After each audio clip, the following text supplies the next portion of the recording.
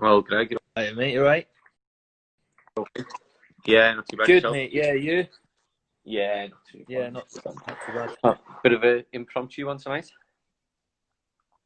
Yeah, I see a change of scenery for you as well. New background. Welcome to my blinds. My haircut's got significantly worse since the last time we spoke as well. It's just growing round. It's literally my hair grows out. It doesn't really grow down. It just grows out the way. So yeah, I'm going to end up with an afro by the end of this, I think. But yeah. I haven't got any hair growth. It's like both ends of the spectrum. Yeah, it just gets thicker just in this bit by the ears. It's about it. Yeah. But never mind. So just obviously our last one we spoke about Premier League football and the possible return, and obviously I think that we were about a week ahead of our time in the last one that we done, because I think it was then shortly announced afterwards before we'd had the chance to put it up on YouTube. And I think we were going to speak about transfers, potential transfers, but I haven't got much to speak about. The deal. I don't know. I think we could have a whole hour of you talking about Timo Werner, I think. So yeah, just for have a chat about the Premier League and its return and what's still to play for and all. At the top, it's fair to say it was settled quite early on, back in November, in terms of the actual title. As early as November, was it? When I think I mentioned it to you, I think our Aguero moment was the Fabinho goal. Yeah. No, I think that's fair. Because since that, it's just I seen actually a graphic on Twitter the other day, and it was actually talking about the title race, and we've been on top since the second week of the season, since game week 2. Yeah, right. No, because City had a big win on the opening weekend, didn't they? They not put 5 past West Ham on the opening day. Yeah. And then I think they drew the second game. Was it against Spurs? If I'm not wrong. They definitely drew against Spurs. I don't know if it was the second game, but that was definitely they definitely drew. Yeah, I think it was that. And then Lucas Moura came off the bench and scored with his first touch, didn't he? I remember that goal. Yeah. So we've been ahead since game week 2. So yeah, so the top settled, but in other places there is stuff to play for. So thought good to have a chat about that. Yeah, no, definitely. I think as much as anything as well up at the top, whether or not you think you'll see, just to sort of close that part of the conversation off. In terms of once it's done and dusted, and you would imagine it would be quite soon, probably after a couple of games. I mean, I know we've spoken about City maybe dropping points in the games that they've got, but I personally, I think they'll beat Arsenal. I think they'll probably hammer them based on that clip that's going around about David Luiz today. But yeah, let's say it's a couple of games.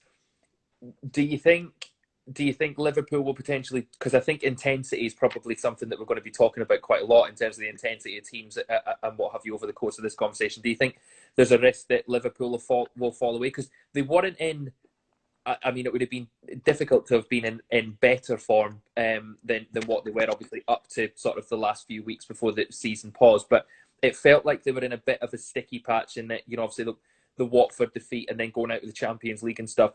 Do you think they'll maybe fall away slightly, or do you sort of could you see potentially them winning every single game between now and the end? I couldn't see us winning every single game between now and the end. That said, I think it'll be over quite quickly.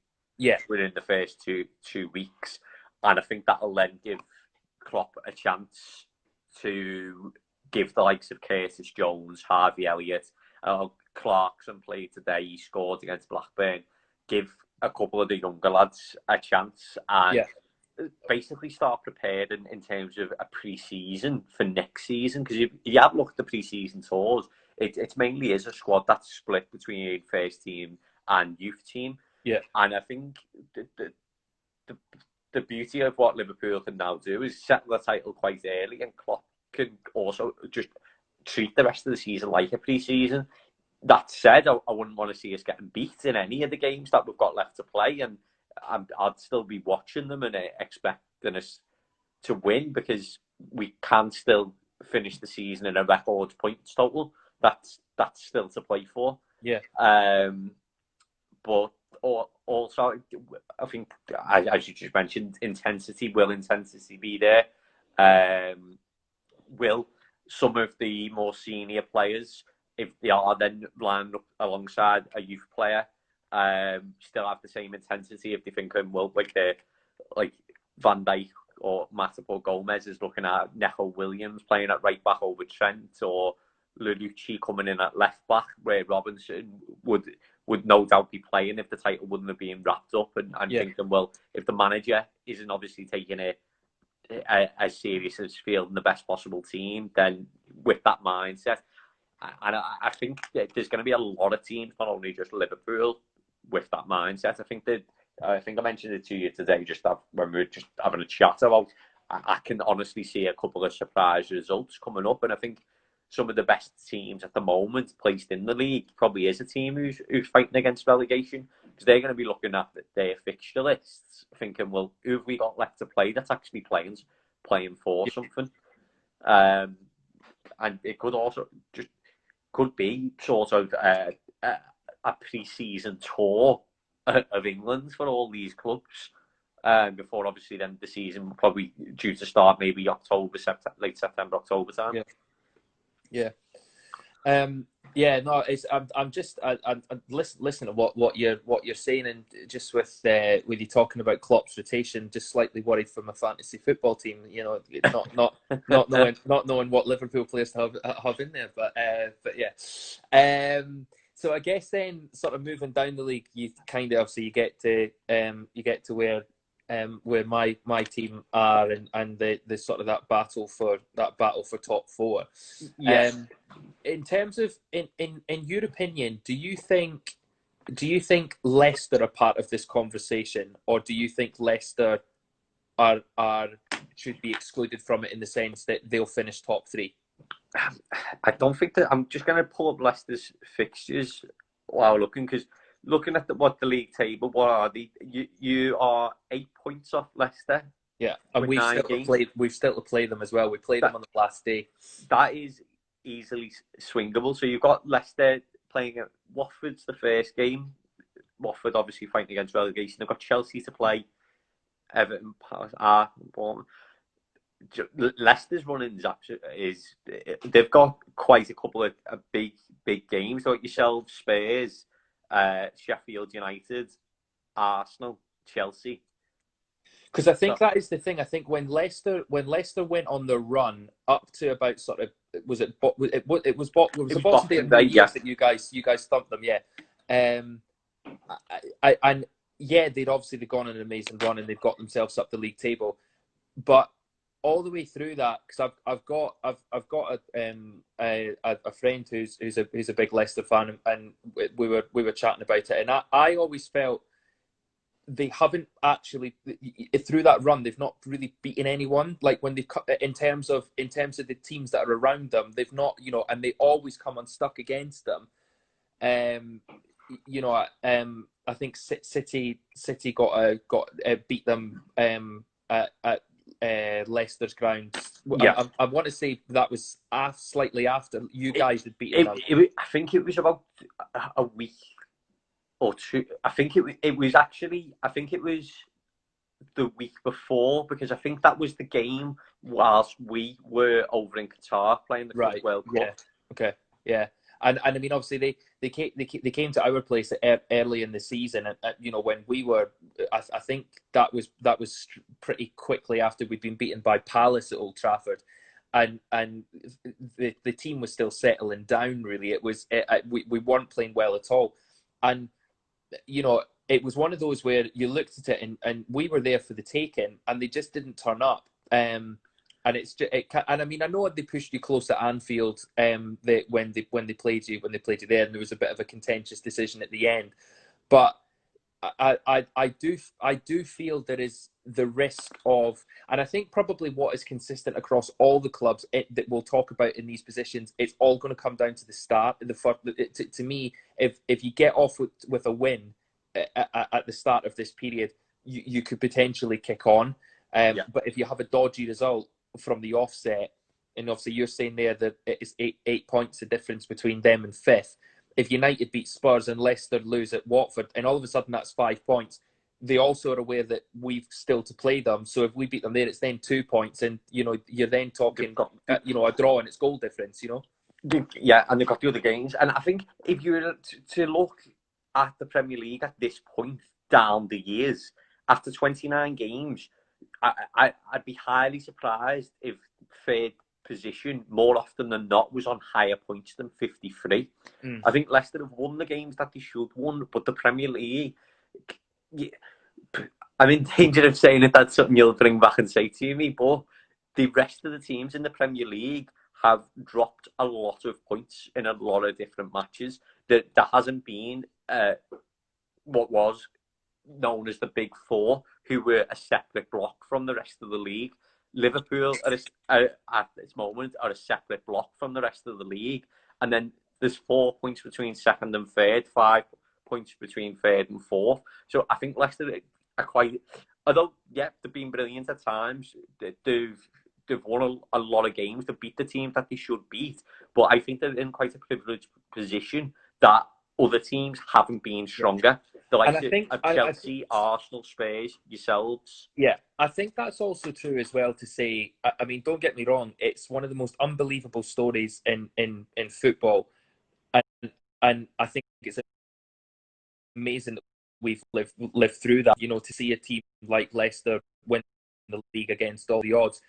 But it was probably a similar scenario that year, because that year they were just consistently good at winning. And I mean, I know they did get some big results at City. They went to the Etihad and won, but they were winning the games that they should be winning. And that year, obviously, Tottenham, managed to finish third in a 2-horse race. Arsenal weren't at the races at all. United were obviously going through transition; they were nowhere to be seen. City were having a major wobble, and those teams that normally you would see them put in strings of results together just couldn't that year. And Leicester obviously profited from it through them being able to do it and being consistently the best team. So. Yeah, no, you're probably right in that sense in terms of them sitting in third. Yeah, and I already know this. Obviously, I've got the league table in front of me here, but the teams that Leicester have lost more games than they've lost more games than Wolves, Sheffield United, and Arsenal. Right. It just shows you that what would have been the bigger teams that you'd expect to be in those Champions League spots haven't performed that well this year, and if they suddenly do, if there is a chance to revitalise and these last 9 games or 10 games or something that we've got left, you could potentially see Leicester drop out of them top 4 spots. Yeah. So, if I was to put you on the spot, then what do you think? How do you see, let's say, third down to 6th? No, let's say third down to 7th. Wait, what? Are you going to do this afterwards? Yeah, I'll do it. Third down to 6th. Let's go third to 7th because there's a few teams caught up in it, isn't there? So let's say third to 7th. Just looking at the table, it's a difficult one down to 7. I can see Leicester dropping a place. I can see Chelsea taking third, but then it's quite difficult because there's a lot of big games. Chelsea have obviously got to play City, but then the league could actually be won by then anyway. Are you getting any splinters from that fence you're sitting on? Chelsea third, just to annoy you, Leicester fourth. United 5th. I think Wolves will take 6th. And then 7th's a difficult one. It does depend on how they come back. From what I've seen of the Arsenal-Brentford game, you'd have to say it would be... I think Sheffield United probably might actually drop away in terms of the games that they've got as well. So it's probably the timing of this in terms of the injuries that they had, it's probably been quite favourable to them. So maybe Tottenham can get into seventh. It's interesting you saying there about Sheffield United. I think I drew reference to it in one of the chats that we had before. I think probably the last one where we were talking about the idea of it coming back. I do genuinely, and this might come back to haunt me catastrophically, but I genuinely believe Sheffield United will fall away. I think the pause in the season is probably going to prove to be massively detrimental to them, because they were rolling on that wave, and obviously, you know, the fans were a true representation of the 12th man, and I think that it will be teams like Sheffield United that, you know, can create that sort of closed-in cauldron atmosphere at their ground. The fans get right behind them. That will suffer off the back of this. And you know, people always refer to second season syndrome, and I do wonder whether I know obviously it's not their second season, but whether or not that will almost kick in, because they've had that. It's almost been like a summer break for them, and they've now got to come back in and try and match that intensity again. So I do think Sheffield, and I look at Sheffield United's first two games, and they've got it'll be within the first three games, but they've got Aston Villa away, Newcastle away, and then they come to Old Trafford, I think. So they've got three horrible away games to start off with. You know, going to Villa and Newcastle, obviously, you know, are obviously Villa are fighting for their lives, and Newcastle don't want to get dragged into it, and then obviously they come to United. So it's it'll be because if they drop points in all three of those games, very quickly the position of their position in the league completely changes, because it is so tight down there. So I would say I think Leicester are probably good enough to hang on to third. I think the gap is probably big enough. I feel 8 points to drop out of the top four would be a capitulation, and I think as well as that, I think not only would you need Leicester to capitulate, you would also need Chelsea, United, whoever, to win all of their games. Their game. I can't see that happening either. So I think Leicester third. I think United will finish fourth. And the only reason I say that is because United, they have Spurs, which isn't an easy game at all, and it won't be an easy game. Sheffield United, obviously, wait and see, but they're at home, and I know you say all the fans, but you know they're at home, and I still sort of feel that even when the stadium's empty, if you're playing in a massive stadium, it can still affect to me it can still affect the away team. You know, with playing in that kind of a surrounding. So I reckon, but then after that, United have quite a favourable run. They've got quite a nice little run. There's a lot of teams in there that would probably fall into the category of they've probably not got much to play for. So United could actually put a string of 5 or 6 results together towards the end of the season. Chelsea still have to play City, and they've still got to play you guys as well. So yeah, I've tentatively, I'm confident that we'll pip them, and then I think Chelsea fifth, and I think Spurs sixth. I think Spurs having their players back will be important, but I also have a feeling that they may not hit the ground running straight away, because obviously Harry Kane's not played football in a long time. Son's obviously been out with an injury as well. Obviously Dele Alli, he's been banned for the first game too. So I think it might take them a little while to sort of settle down. So I think they'll finish sixth, and then it'll either be Sheffield United or Wolves in seventh. Probably, my heart would say Wolves, because, like I say, I just feel Sheffield United will fall away. I think Wolves are in a position where you could actually say to them, "Look, this is our opportunity to maybe pick a Champions League spot up." And I think that about the intent, talking about to them about obviously the intensity of other teams, of how they're coming back, because I think the first 3 games is all against relegation threatened sides. Yeah. And then I think it's the last game of the season's against Chelsea, which could be absolutely massive.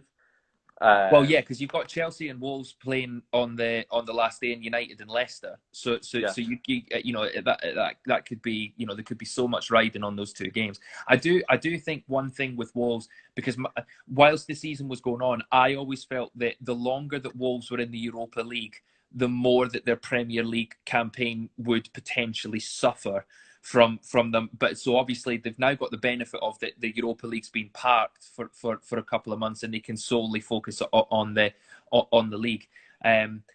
So it will be. They're probably one of the unknown quantities in terms of what they're likely to come back like. But like I say, I think Chelsea were really hit and miss going into the break. I'm not overly convinced that they're a fantastic team at this moment in time. Obviously, they're trying to rectify that already with their transfer dealings. I just think that, and I know football's not played on paper, but I think if you look at United, Chelsea, even put Leicester in there, Sheffield United, Wolves, and Spurs, if you look at their strongest 11s on paper, I think you would probably go with United over all of them. So I just think United might just pip Chelsea, but there is probably a bit of bias in there as well. Yeah, it could be one of that until it's known about what's going to happen with City. Obviously, you just have to take it as it comes as well. Yeah, well, and I mean that's the thing. It could be an added complication because they seem to think that the City verdict will come out in July. So from that, you would imagine that the Premier League will still be going on at that point. Yeah. So it could change the dynamic completely. You'd want it to come out to know what was happening with City. Would I want it to come out? Yeah. Whilst we were still playing. Yeah. No, probably not. I think there is still. It's much better at United now, and the players the players are. It's a much better group of players than what it was. But I think it probably needed this season in its entirety for United fans to completely trust them again, in the sense that there was a feeling that there was a downing of tools last season. Yeah. We should have finished in the top 4 last year, no question about it. We got ourselves into an unbelievable position, and then Ollie got the contract signed, and they just completely switched off. So the worry would be was that if we're sat in 5th place and it comes out 5th place is enough, that players start to switch off. So I think playing under the belief that only 4th place will get you in Champions League and 5th isn't good enough, I think will be more beneficial.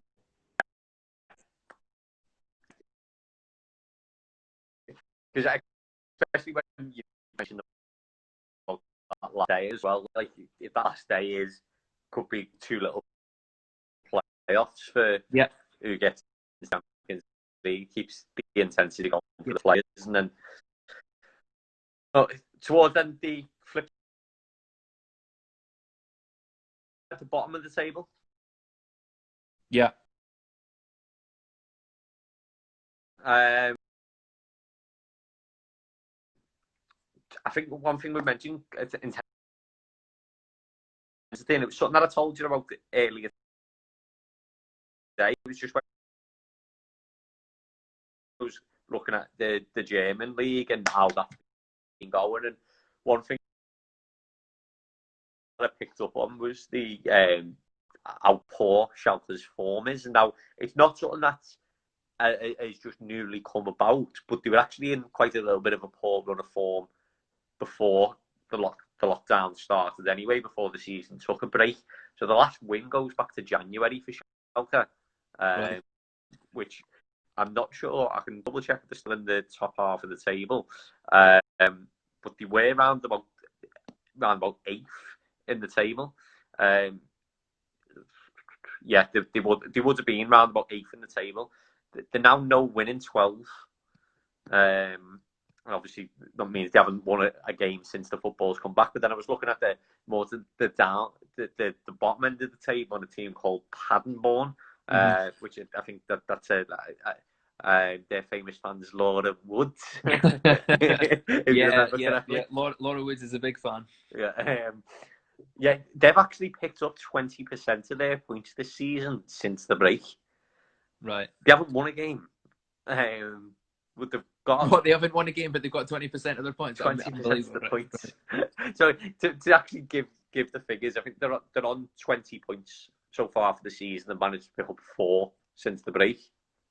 The Laura Woods effect. Yeah, it must be. But that probably does show the teams that they're playing against them. They might not actually have the intensity there. Some of these players might already be on a summer holiday or are mid-table. So whether that it does give a potential for the bottom of the table. Now, in terms of what you asked me before, in terms of Leicester, I'm not sure if you know the exact amount of points or not, if you've got the league table there, but where would you class the how many teams would you class as in trouble? Because I think it's potentially 6. Well, I think there's one definite. I think Norwich are down. So you got Norwich down there, Watford are down there, and then you've got Bournemouth. Yeah, Bournemouth, Villa, yeah, West Ham and Brighton, and I think Southampton are safe. There's a 5-point gap between Southampton in 14th and Brighton in 15th. I would say that's probably fair. I think the thing is, one thing that I was thinking about today when we mentioned that we were going to do this is that it's normally around about this time in the season, in terms of like this sort of the 30 game mark or the 29 game mark, whatever, where one team becomes the great escape, and they put a run of form together, and they sort of manage to get themselves away from that relegation zone. And I was sort of trying to think about who it would be, because I think Watford obviously were showing signs of life going into the lockdown. Nigel Pearson appeared to be sort of getting a bit of a tune out of them. Obviously they beat us, and obviously they beat yourselves as well. So they were obviously looking like they were putting. So you wonder what the effect will be in terms of whether it will actually halt their momentum in terms of them coming back into it. And they have Leicester in the first game, don't they? So it'll be interesting to see how they go. I think Norwich are gone. I can't envisage that Norwich are gonna turn that situation around. I think they've gone. I think it's possibly teams like Bournemouth and West Ham. It's going to be potentially a second chance of redemption, in the sense of I feel their squads are far too good to be where they are in the table. So it's an opportunity. Again, you almost have to look at it like sort of kind of like what you were saying about the playoffs, like a mini sort of knockout in the terms of you've got 8 games to go. If you win 4 of them, you're probably going to be okay. So I would say if I was a betting man, I would have Norwich obviously go down. Yeah.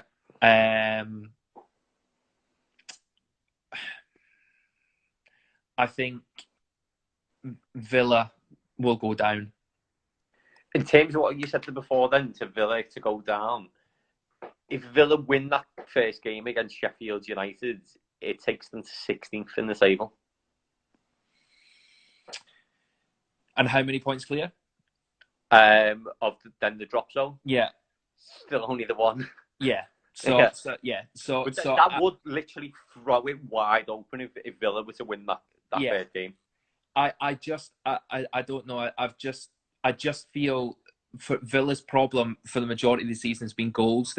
And I think if I'm right, I think Wesley did his cruciate ligament. So I would doubt he'll be back yet. I would think he's still got a bit of rehab to go. And obviously they brought in the guy Samata, who to be fair, probably would not seen enough of yet to be able to form an opinion on him. I know he scored in the League Cup final, didn't he, against City?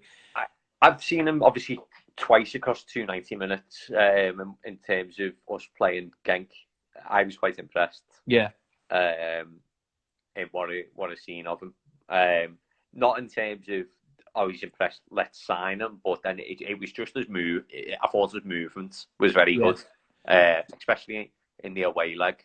I think he scored past us at Anfield, if I'm not wrong. Yeah, I think that might actually be right. From a corner, yeah. But I think in the away, they had one centre forward who was about 6'6", and then him playing off him, and his movement was really, really good. Yeah. Whether you can bring that into the Premiership remains to be seen, but they're probably relying on Grealish and Samata forming some sort of partnership there. My gut feel is that they'll go down. And then who do you think he'll go with? Obviously, other than Norwich, I think it could be West Ham. I'd like it to be. Now we're meant to be impartial. Yeah. Remaining impartial. That's just ostracised all the West Ham fans. I don't think there's many on either man or yours. I've just seen some love hearts appear at the bottom, so somebody liked that suggestion as well.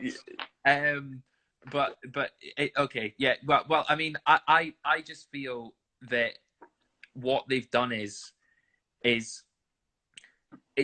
I almost liken it to an extent to United when they had Louis van Gaal there, and they went out and signed all these names, but they didn't actually think about how will those players work in a system together, in a team together. I think on paper they've got some brilliant footballers at West Ham, but they've not actually considered how do these players all work together, how do they all play together.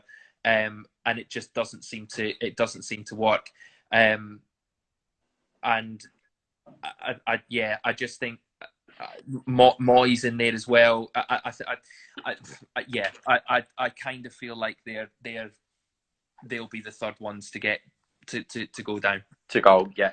I was looking at it myself, and I think it could possibly be, because I also think, in terms of talking about down tools, a lot of them players are quite new to West Ham in what you've just said, and they might not get it. They might not feel as bonded as some of the other clubs. They might not feel pride in the shirt. And not only that, I'd be surprised if they're not thinking about the next move, because I think if West Ham do go down, there'll be a mass exodus. Yeah. So I think there is that. I think Bournemouth, will still be down there. I think they've just had a real bad run of form and injuries this season. But I think Watford will be set. I think Watford are one of them, as they proved against us, Watford are one of them where they can get a result if needed. And Watford, I think that's the thing. Watford have, which is, I suppose, the opposite to West Ham. They've compiled a team that are actually really. I really liked Ismail Sarr, the guy that they've got on the right wing. I think he's potentially got a big transfer in him. I think he looked like he was really a really decent player. And obviously, Troy Deeney just, is just relentless. He always pops up with goals and what have you. And I think, and it's always really cliche, but I think the big problem with all the teams that end up down there is that they don't have players that score goals. Norwich, obviously they had Pukki scoring goals at the start and they were right up there, and then he's fallen off. His form's sort of fallen off a cliff. So they've ended up down there. Bournemouth, there's not really been much consistency with the likes of Wilson and King. Aston Villa, obviously we've touched upon. There's not really many goals there. West Ham don't really. I mean, Haller sort of is showing glimpses, but hasn't been able to put any consistency together. Whereas Watford, am I right in saying I think Deeney was injured for a decent portion of the season? He was out, and he's come back in, and he's sort of picked up the mantle a little bit, and scored some goals. So the only thing that I would say about West Ham is that one thing that may actually work in their advantage was it felt like when you were watching them that the atmosphere in the stadium was quite toxic, that the fans were starting to turn on them a little bit, obviously with the results. That may actually be a benefit to them, that the fans aren't there, in that they've not got to deal with that atmosphere. Because, I mean, I've never played professional football, but I can imagine there's nothing more demoralising than your own fans turning on you. So potentially, it's funny the way that it works out, but you never know. You know, it might be a case of, in the first game they go 1-0 down, and if the stadium's full, the stadium are straight on their back, and they're at them. Whereas if they go 1-0 down, there's obviously no audible reaction from the fans, and they can compose themselves and go again and get back to it. Just talking about West Ham and their fixtures.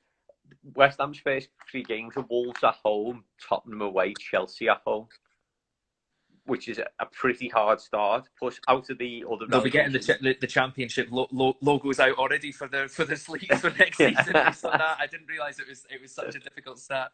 Then the last 4 games, they've got Newcastle and Burnley in the middle, and then Norwich, which potentially, depending on how they get on, could be looking at a great escape.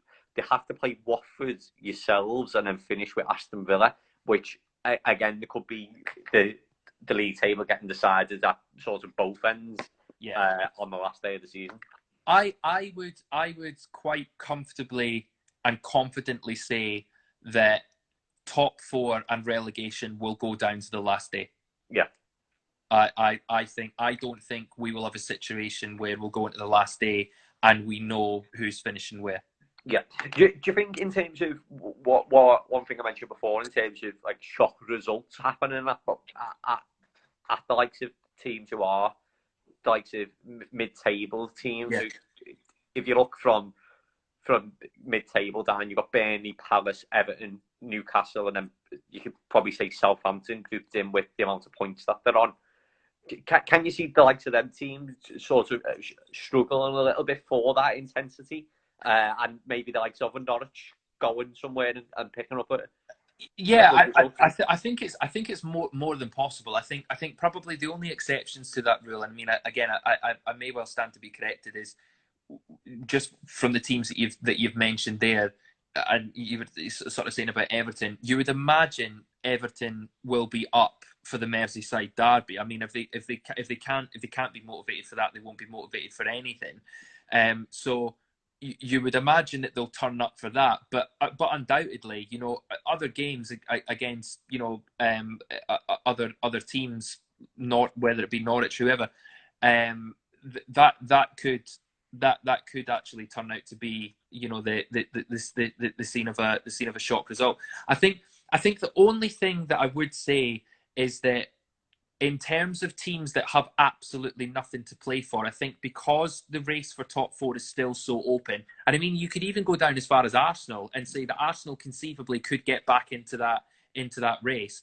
And then obviously relegation going up, there's 6 teams involved in relegation. There's not actually at this moment in time many teams that would look at it and say, we are going nowhere. We're not going to, we're not going to change position.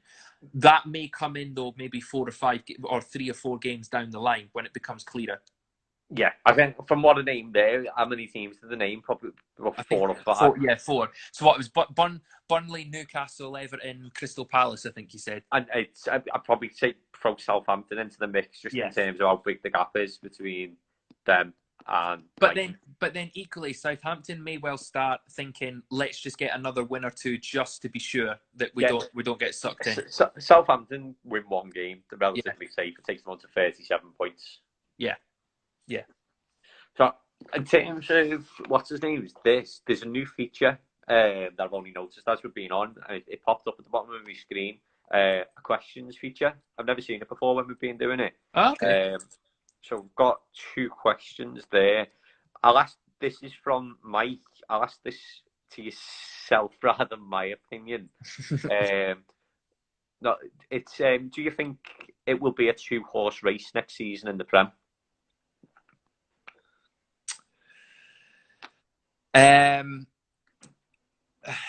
It's yes, but it won't be as dominant as in I don't think the gap will be as big as what it was this season. I think City will be considerably better. It remains to be seen, obviously, with Liverpool. I kind of feel like Liverpool can either only stay the same or drop. I don't feel like Liverpool can get much better. So I think yes, I would still go into next season thinking Liverpool and City will be the top two, but I would imagine the gap will be less, and I also think that the top four will be a little bit more. I think clear cut. Yeah, I think the big boys will probably start to come back into focus next season. Yeah, I think the likes of Chelsea in terms of the Ziyech transfer, Werner possibly, Havertz they've been linked with. Yeah, I think Chelsea will push on next season. I'd be surprised if you don't have a big summer in terms of one big major name grabber signing.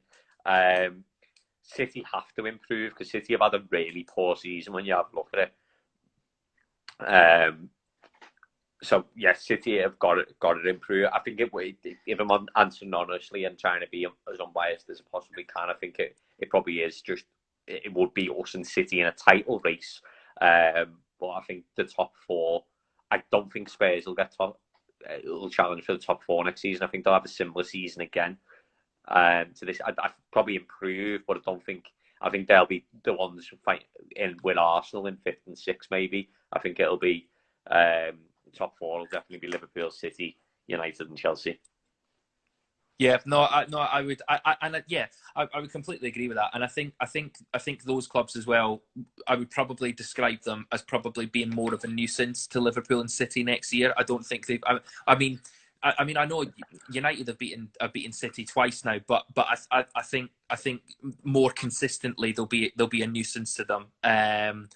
But yeah, I can't see anything other than Liverpool and City being up at the top. However, depending on how well the summers go this year, the season after, you could then be looking at Chelsea and United and saying they could potentially challenge here. Yeah. The other question was on transfers, which we were going to talk about. It was I think it's come from M. Worley. It was who do you think Liverpool will buy this summer? And I've literally got no idea. I would have liked to have said Werner, and I think probably we would have concluded the Werner deal if the season wouldn't have stopped by all accounts. It was meant to be wrapped up by the end of March, but no idea. I think we've got to bring in the likes of last summer. We didn't bring in a first team player. Well, Adrian, you'd say, is the goalkeeper, but we didn't bring in a player who could potentially go out and play in place of one of the players. Okay, Minamino's apparently been doing well in training, but I think we do have to make a signing, just at least to bolster the actual squad. Because if you're gonna look at it, we're gonna lose Lallana, Shaqiri. I'd be surprised if he stays. Yeah, I feel like he'll go. Yeah. So whether the latest talk is Adama Traore and potentially a cut price deal in terms of it'll cost us no more than 40 million, where we would have been looking at 50, 60 because of the impact of the finances to Wolves. Maybe someone like that just to help the front three. But yeah, I think it's really difficult at the moment for ourselves. And if I flip that question, obviously that was to Liverpool. I flip that to yourself. Who do you think you'll get in the summer? Well, I think first of all in Liverpool, I think we've spoken about it before, and Sir Alec always said that at United that regardless of how successful or otherwise they'd been in a campaign, he always liked to make at least one signing just to keep the squad hungry and just to keep things sort of ticking over. And if you actually look back, Man City have done it a couple of times where they've won the league, signed nobody in the summer, and then they haven't been able to retain it. Yeah. So I would be surprised if you didn't sign someone. But I do also understand why it's possibly I don't know how to get rid of that, sorry, Greg. Oh, okay. I can see the question on the screen. Yeah, the questions appeared down on the screen for me as well. Yeah, I'm trying to try and get rid of it now. There we go. Should be gone. No. Sorry, Twitter. You're just gonna have to like. I'll just pop my head over the fence. But there's a little X, but it's not going. Right, sorry, go on. We're just looking at your Henry Hoover now. But yeah. So I think it is a difficult one because you don't know who's going to improve that squad, and I guess it will largely depend on your outgoings as well. I think at United, obviously the ideal signing would be Jadon Sancho. It would have appeared that last January, by all accounts and purposes, we had a verbal agreement with him, but then the form fell off. Just seeing you giggle. I'm just popping over the yellow. You're popping over. I don't know how to get it off. It's all right. And our form obviously completely fell away, and then he said that he was going to stay on for one more year. So hopefully, would love to see Jadon Sancho come in. I think we need somebody else in the middle, another creative player. So obviously, Jack Grealish has been spoken about a lot. Havertz we've been linked with as well. Kind of get the feeling with Havertz that there's a lot of clubs in for him, Bayern Munich included. And it tends to be that when Bayern Munich want a player that's already based in Germany, they tend to pull those kind of deals off. I think Real Madrid are interested as well. So I don't really hold out much hope for a signing Havertz. So, Jack Grealish, I think especially if Villa go down, it's a decent deal. And then we probably need another centre back. I would imagine Phil Jones will probably go in the summer, hopefully. And then, obviously the jury's still out a little bit on Lindelof and Bailly. Bailly more so because he can't stay fit. Lindelof because he just has tendency to have just very sudden dips in form. So potentially another centre back, but it's whether or not you can get the value. Obviously, Koulibaly we get linked with all the time. Napoli's president's come out and said they won't accept anything less than 100 million for him, regardless of the financial implications with coronavirus.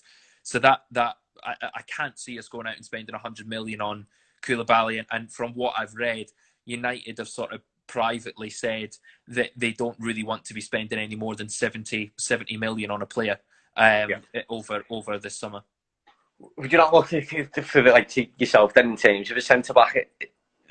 In terms of the financial implications that this could have had, maybe you can pick up a bargain in the Premier League. And I think Kaglar, Soyuncu, I think he's probably the best centre half. Apart from Koulibaly, he's the best centre half that I've seen come to Anfield this season. He's he definitely looks like a really good player. But yeah, it's one that I think similar to us talking about surprise results. I think surprise transfers will also probably happen over the summer because I think a lot more players will become attainable to certain clubs. So you may see a bit of that. But then I also look, Axel Tuanzebe, who we've got at the club. The young lads come through the academy. Whenever he's been in the team, he's shown real maturity. He's played really well. He's quite composed. There was a period in the season when Lindelof was injured that he was starting in the Premier League alongside Harry Maguire, and the pair of them actually looked okay together. So Ollie may well look at it and think, you know what, with Tuanzebe can, he's got another year under his belt. Let's give him some more game time.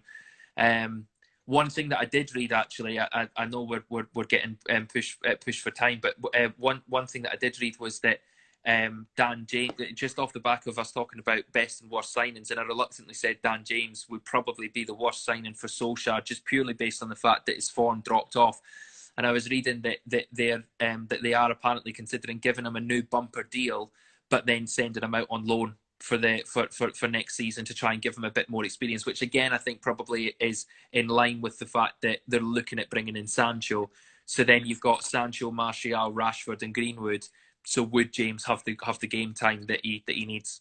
Yeah, I remember seeing about Dan James, seeing it would be hearing rather because it was on Talksport, and it was around about December time, and it was when Dan James was in a little bit of form, but previously, but then sort of not performing. Yeah. And they were talking about, has he been too heavily relied on with the injuries that you've had, and is he being a little bit overused, a little bit too much pressure on him, and he's all of a sudden coming from the Championship, playing at one of the biggest clubs in the league, and then expected to be your game winner. Yeah, no, I think that's it, and I think when we signed Dan James, I think if you had asked Ollie at that point how many games will he play this season, I think he probably would have given a number probably 50% less of what he actually has. I think his involvement has, or the level of his involvement. There's been different factors to it. I think initially it was because he hit the ground running and he was brilliant. He was absolutely fantastic. He came off the bench on the first day against Chelsea and scored, and then he went on and scored in a few more games. But even then, his naivety was coming through a little bit. You probably wouldn't have seen it because I know you wouldn't be watching United that closely. But in the game against Crystal Palace, where we lost at Old Trafford, we were 1-0 down, and he scored a brilliant goal at the Stretford end to equalise, and it was late on, and then Palace scored in the last minute and won it 2-1. But when he scored, he ran over to the Stretford end and started celebrating, and Rashford and Martial went and literally grabbed him by the scruff of the neck and pulled him back. So there was an element of naivety there as well, which you would expect.